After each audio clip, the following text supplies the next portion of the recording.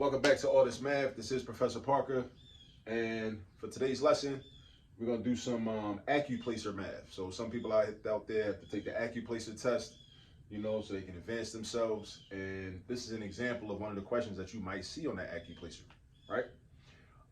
It says, which is true? Which I like. I like this question because that's what math really is about. Maybe, your teachers in high school or middle school never told you that one of the main purposes of math is to find the truth. Right? That's why when we say, when we think somebody's lying to us, we might say something ain't adding up, right? There's a reason for that. So which of these four expressions is true? Now, notice that these are all decimals. If you start to look at these different expressions or inequalities, that's what these are called. These are inequalities. How do I know that? Because of these sideways V's. These are inequality signs. The pointed part points toward the smaller value. The open part points toward the larger value. So if I was to read this, right, because this is math language, right? But the way I could translate this into everyday language is like choice A says 0.6 is less than 0.61, which is also less than 0.7, right? Now, this is the answer. Letter A is the answer, right? Now, how do I know that? Because I just know. But nah, for real. What you want to do is, these are all decimals, right? Each of these numbers are decimals, right? This only has one digit to the right of the decimal point. This has two. This also has one. I think one of the easiest ways to, when you encounter a problem like this, is make all your numbers uniform. Like make sure they all have the same amount of digits after the decimal point. That's what you should do.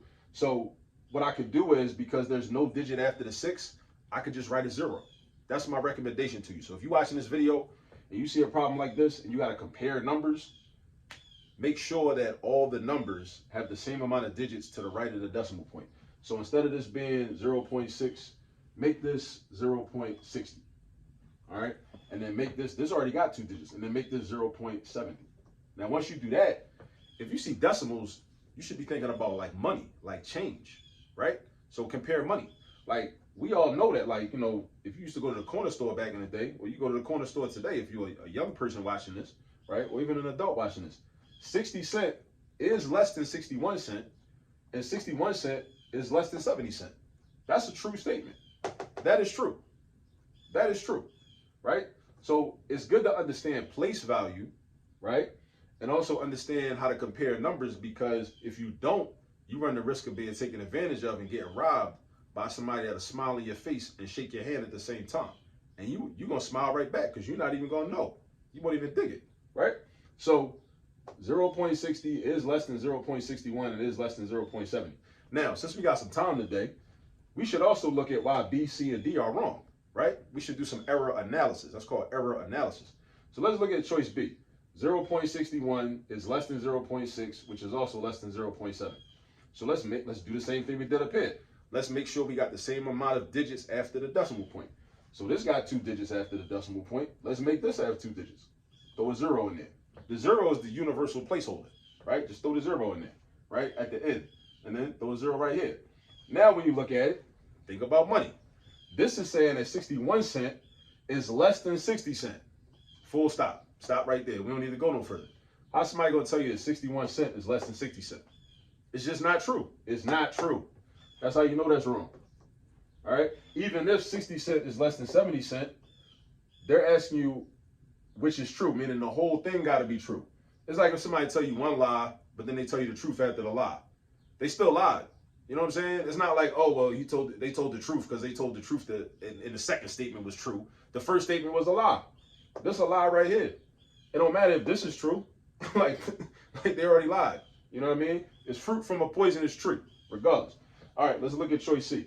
Choice C, we got 0.7 is less than 0.61 is less than 0.6. Let's throw them zeros in there. 0.70 and then 0.6. So this is saying that 70 cent is less than 61 cent. Again, full stop. 70 cent is not less than 61 cent. It's not. But dig this. There's a deeper message here in this type of problem. If you don't understand math, and you don't understand the fundamentals of math and decimals and place value, how to compare numbers, you will get robbed. Like, I'm saying that because I care, right? I want people to understand math so that they don't get robbed.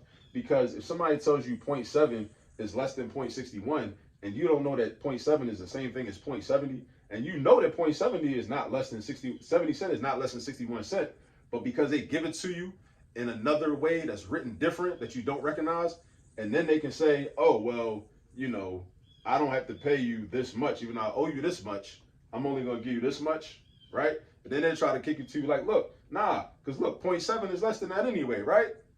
And you go for it because you don't understand the math, because you don't know place value. I'm telling you, that's a problem. That's why I want people to understand the math, all right? So make sure you locked into this channel. Make sure you keep watching, and make sure you share this channel with everybody you know, all right? So 0.70 is not less than 0.61, because 70 cent ain't less than 61 cents. It's just not. Cross him off.